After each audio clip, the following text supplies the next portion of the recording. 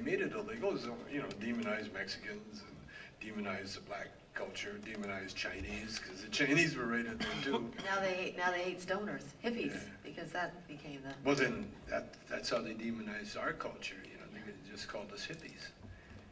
And that's what Bush was doing when they went after me for the bombs. They were, this is my, you know, sort of reasoning, is that they came after, they did a preemptive strike on the hippie movement. You know, right away they're going to put us in jail and, you know, have us worried about fighting their legal bills, because that's how they fight you. That's how they get you. They can charge you with anything ridiculous and force you to hire attorneys and spend a lot of money. The government, you know, when they run out of money, they print up some more, so they, you know, you'll never win. And the only way you can win is, like I found out, is that you don't fight. But the only way we can win now is people get out and vote. It's so important. And in California, we had Proposition 19. It was going to legalize pot, and not enough people came out to vote. So I know it didn't pass, but it was very close. And so that felt good. And, you know, next time it comes on the ballot, I know it's going to pass. So it just takes everybody really getting out and telling your friends and really getting out and voting. And now we have a reason to vote. Right? You have somebody running who is going to help our society, the pot society. So, I mean, it's fantastic. And it's fantastic that he wants Tommy to help him out.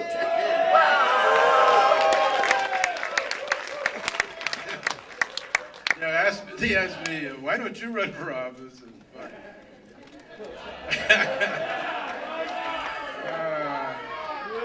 Cool, isn't it? I can see no, I'd make a terrible politician. The worst. The worst. It's like being a lawyer. I couldn't do that either. No, I do what I do. You know, I'm an artist. And I'm going to be showing some of my artwork here very shortly. Yeah. The $1 million dollar bonds, one of them. Okay, one of the reasons Mark got time in jail is because he made a fool out of the drug czar. Yes. Yeah. Mark did, and he's paying the price, you know. And but the thing is, he would have put him in jail anyway, you know. That's just the way these people are. And the thing is, yeah, they're really hard on Mark because he kept fighting. With me, I just sort of like. Mark is a political prisoner. Smiled. Tommy didn't want to go in the hole. That was too scary. Mark's been in the hole how many times now? It's like, oh my God. Oh, so sad. But he's younger. He can do it. Yeah, the old guys, you know. No, I could. I imagine I could. I would never would. You know, I mean, that's one business I don't think I'll ever get into. You know. But I will sell my art, and like this here is not a pipe. It's not a pipe, and the instructions are: you do not remove the bead, and you do not take the string out of the. You do not, and you do not put the substance at this one end here. And you definitely do not hold a match to it and light it with the other end. You don't do that. This is part of my art collection, which we're traveling the world with. So much Italian tobacco that you don't remember playing guitar with Jimi Hendrix. Well, he wasn't Jimi Hendrix at the time. He'd have to be Jimmy Jones. And let's see, a black guy from Seattle. That's possible. That's very possible.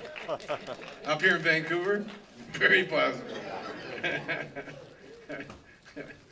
Boy. Anyhow, I just had a thought. I was back in the day there for a minute. It's possible. It's very possible. I know Hendrix knew me because when I met him in England, he walked up to the stage and he said, hey, how are you doing, Tommy? Oh, Jimi Hendrix. And he said, do you mind if I sit in? I loved it. I loved that. Hendrix asked me, do you mind if I sit in? And I had such an urge to go, maybe the last set. Because we rehearsed. But I said, no, come on, Jimmy, of course. And he couldn't play my guitar because it was a right-handed guitar, so he played bass instead. A hell of a bass player. And then we went back to our hotel room after and partied with Jimi Hendrix. But you got to remember, Hendrix was a heroin addict, so partying with heroin addicts is... Here's my impersonation of smoking a joint with a heroin addict.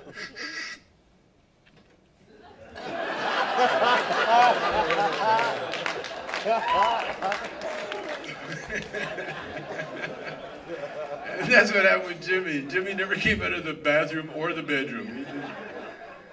And then everyone, hey, Jimi Hendrix is here. Yeah, where? It's in the bathroom.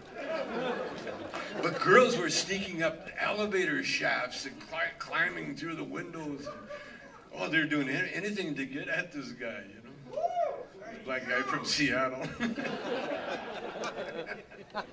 Woo, it was a trip. Did Cheech Okay, visit any other you? questions? When Any you more were in acting? jail? Oh yeah, we're almost finished. Yeah, he's writing a movie right now. Almost finished the next Cheech and Chong movie.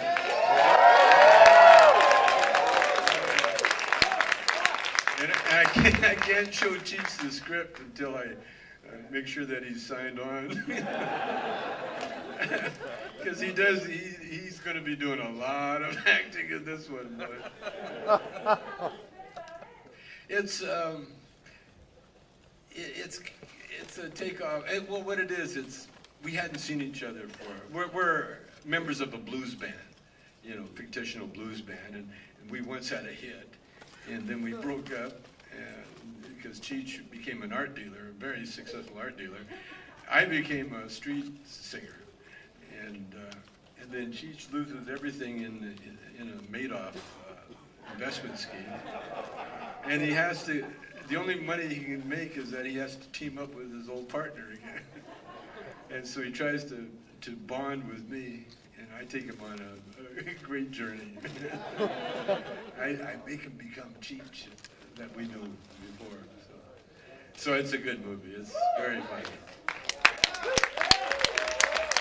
And of course, my gorgeous co-star is going to have a big co-starring part in there. He hasn't written my part yet, but... I wrote one part, and your son shot it down. He's writing a better one for you. Oh, good. Oh, good. My son will be producing this movie, too. And we also got animation coming out. We animated our old record bits, you know, like the drive-in movie theater bit, you know. That's really funny. That's very funny. And so that'll be coming out in the summer.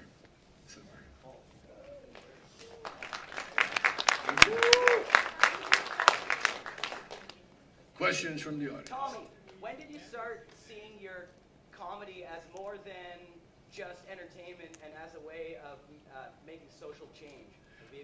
Right from the very beginning. Right from the very first word we said on the tape, you know, when Dave's not here, it said it.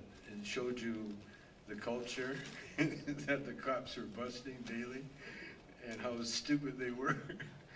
And right from day one, our first album, we had a bit about Jesus trying to get across the Mexican border with the long hair and they wouldn't let him in. Oh yeah, Vietnam, we had the Vietnam. Roger Fox dogs, Roger Fox dogs. Roger's a weird dude, man. Yeah. Well, it's amazing not much has changed. You know, we're at war Oh, it's again. another war, the same shit going on. Man. Well, the good thing is that the weed, you know, the weed was ordained to us by God. It's in the Bible. And I just did some more research. That it wasn't an apple that Eve gave Adam. It was a bud. I mean, it makes sense, doesn't it? The fruit from the tree of knowledge, and the tree of good and evil. The knowledge, yeah, it's a knowledge tree. Turns you on. That's what Eve, Adam and Eve. Oh, so he gave her a bud that wasn't an apple? Eve gave Maybe. Adam the bud. He said, Oh. eat this. You want some of this, you eat that. And I don't think it was an apple he was eating either. I think he was eating a peach.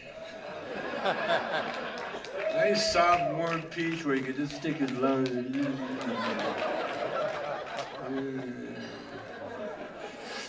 And he'd have peach juice all over his beard. And he could lick it and go, and that tastes like peach. I mean, that's my version of the Bible. I don't know. But he gave us green herb, and he said, it shall be for me. And think about when he gave it to us. He was in the middle of constructing the whole world, man, the whole universe. He was making galaxies and moons and suns, stars, all He that couldn't have shit. been a stoner then. There's But no no, way. he was a stoner. No, Listen. how could he be doing all that if he was fucked up? He wasn't fucked up. On the sixth day, the Bible, the sixth day of creation, he gave us green herb. And that's when the shit stopped. He quit work that day, man. Because on the seventh day, he rested. Yeah, he rested. Motherfucker was high going, whoa. Looking at his artwork, man. Imagine being God, looking out and seeing all the billions of galaxies. Fuck, that's good, man. That's nice. But he took time out to give us a green herb. And the green herb is what nourishes us. And it clothed us. And it fed us. And it fed the brain. And it heals us. And it does all these great things. When you think about how fucked up our society is, the thing that gives you cancer is legal. Tobacco. The thing that helps you cure cancer is illegal. The pot. That's how what a grip the pharmaceutical companies has on the world. Yeah, they got it. And they're the ones that are trying to keep this shit the way it is going. But the internet is fucking everything up, man. Yeah. The internet and Charlie Sheen. Charlie Sheen sold it. He showed us ignorance to the nth degree. And he did it every night, and he's still doing it. I love Charlie, man. Will he be in your movie? Fire me, fuck you. I don't need no $2 million a show. Every week. $2 million every time I did a half-hour fucking 22-minute show. Oh, Charlie's really thinking that again. Oh, well, fuck him, man. He'll ask me back. Yeah, right, Charlie. But Charlie, think about it. What did he give it all up for? No, pussy. It was what came after the dope. That peach. The root of all evil.